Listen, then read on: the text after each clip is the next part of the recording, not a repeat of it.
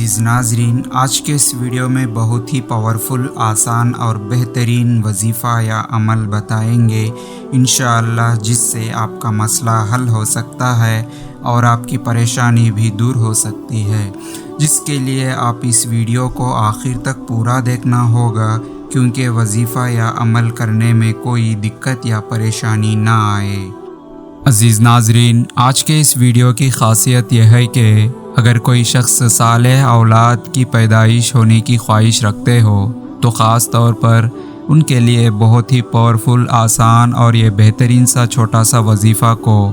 کثرت اور پابندی کے ساتھ کریں، انشاءاللہ اللہ کی رحم و کرم سے کامیابی ضرور ملے گی۔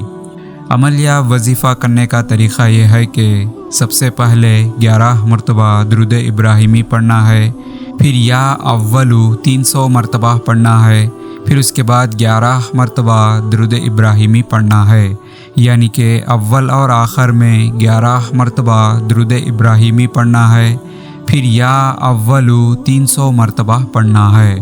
اور اللہ کی ذات پر بھروسہ رکھ کر بیوی سے ملنے سے پہلے اس وظیفہ کو کثرت اور پابندی کے ساتھ 40 دن تک لگاتار مکمل طور پر کریں، انشاءاللہ اللہ کی رحم و کرم سے مددیں ضرور ملے گی۔